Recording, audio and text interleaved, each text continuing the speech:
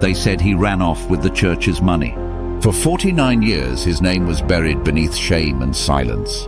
But when his granddaughter found a trap door under the sanctuary floor, the truth they tried to erase finally came screaming out. This isn't just a disappearance, it's a secret buried beneath faith, lies, and a hidden room. It was Easter Sunday, 1975. The pews of Mount Mercy Baptist Church were packed. The choir sang in soaring harmony, and the collection plates overflowed with generous offerings. Among the deacons organizing the service was Isaiah Bell, a respected elder in the congregation. He wore a grey suit, a quiet smile, and was last seen locking the church's financial room before stepping outside to take a call. That was the last time anyone ever saw him. When the sun rose the next morning, so did the questions. Isaiah had vanished without a trace, and with him, over $22,000 in Easter offering money. The church was stunned. Police were called, an investigation launched, but days turned into weeks and there were no leads. Rumors began to swirl. Some said Isaiah had run away with the money. Others believed he had been threatened.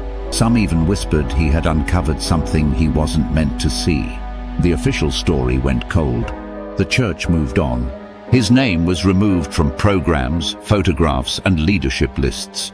His family was left with no closure. And for nearly 50 years, Isaiah Bell became a ghost of Mount Mercy's past. In 2024, the crumbling structure of the church was finally scheduled for demolition. The roof had partially collapsed, mold infested the basement, and vines crawled through shattered stained glass windows. The congregation had long since relocated, and the building stood empty. Camille Bell, Isaiah's granddaughter, was sent to oversee the building's final cleanup. She was a local historian, known for preserving family legacies. She had never met her grandfather, but had heard fragments of the story. A trusted deacon, a mysterious disappearance, money gone missing. She didn't believe the rumors. While sorting through water-damaged hymnals and broken furniture, Camille found a desk pushed against a rotting wall in the old church office. One drawer was locked. With effort, she forced it open, and inside, she found a leather-bound ledger titled simply, Sunday. Its pages were filled with careful, neat handwriting. Financial records, meeting notes, but also personal thoughts. As Camille read further, she realized her grandfather had been documenting something serious. Discrepancies in the offering amounts, missing receipts, cash not matching records. Isaiah suspected someone in leadership was stealing.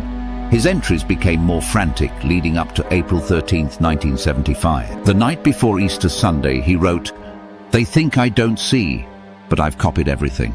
If anything happens to me, it's all in the basement." Camille paused. The basement? There wasn't one. Not according to the blueprints. Driven by instinct, she returned to the sanctuary. Under the old pulpit, warped floorboards showed signs of disturbance. She pulled them up, revealing a narrow staircase leading underground. Dust thick as ash choked the air. At the bottom, a concrete-walled room revealed itself, long forgotten. Shelves lined the walls, holding old files, rusted filing cabinets, and deteriorating boxes. Inside those boxes were duplicate ledgers, copies of everything Isaiah had discovered. There were names, dates, withdrawal slips, even letters from Isaiah to himself trying to process the betrayal of those he trusted. At the far end of the room, Camille found something else, a broken pair of glasses, a pocket watch, its gold face scratched but still intact. On the back, IB. The police were called. The church grounds were locked down. Forensic teams scoured the secret basement. One wall panel had been removed recently. Behind it, a shallow space containing bones was uncovered. DNA testing confirmed it was Isaiah Bell. The shock rippled through the town. What had been dismissed as a theft turned out to be a cover-up. Interviews with surviving members of the 1975 church board revealed an ugly truth. Isaiah had threatened to expose financial misconduct. He had been lured into a confrontation, and in the heat of the moment, things went too far. Isaiah had been buried beneath the very floorboards he helped build. Camille stood outside the demolition site weeks later. The church had been razed. In its place, a plaque was placed. In memory of Deacon Isaiah Bell, 1919 to 975, he stood for truth, and it cost him everything. She held his pocket watch in her hand and looked out over the empty lot. Her voice trembled as she spoke to local press. They tried to erase him, but the truth has a way of finding light. Isaiah Bell didn't steal anything.